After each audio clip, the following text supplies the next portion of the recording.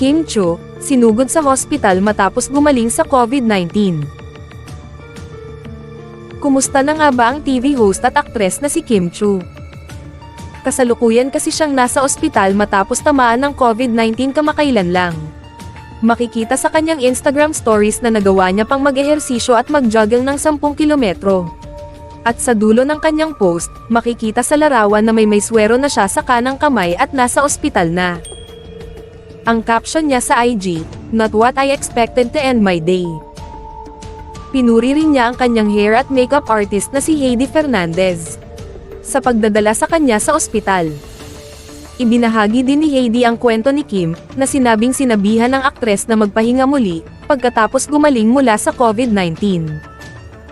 "Kakapahinga mo pa lang pero magpapahinga ka ulit daw," saad sa post. Maraming ang nagpanik na fans ni Kim, nang i-upload niya ang isang black and white photo na nasa emergency room siya, at may nakakabit na dextrose. Akala nila ay kung anong nangyari sa kanilang idol. Kung matatandaan na kamakailan lamang, ay nagpositibo ang aktres sa nabanggit na virus. Actually, ngayon lang natin nalaman ang tungkol sa COVID-19 diagnosis niya, nang magsagawa ng face-to-face news conference noong January 15 ang teleseryeng Linlang, na pinagbidahan niya. Pati ang kanyang co-star na si Paolo Avellino, ay nagpositibo rin sa virus, kaya nakipag-usap sila sa media sa pamamagitan ng Zoom noong araw na iyon. Sa ngayon, nakauwi na si Kim Chiu matapos isugod sa hospital. At nakapag-taping na rin ito kahapon. Ayon sa kanyang kapatid na sila Kambini Chiu, hindi raw ito makahinga dahil sa allergy. Pero maayos na raw ang lahat at nakatulog na rin si Kim ng maayos.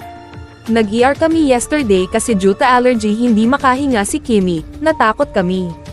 Diyos ko buti all is well na rin talaga at nakapag-taping siya today. Back to work na din siya after sa hospital nakauwi na po siya, then sleep na due to all the meds." Buong message ni Ate Cam na tumatayong mommy ni Kim nang tanungin ko kung bakit na ER si Kim.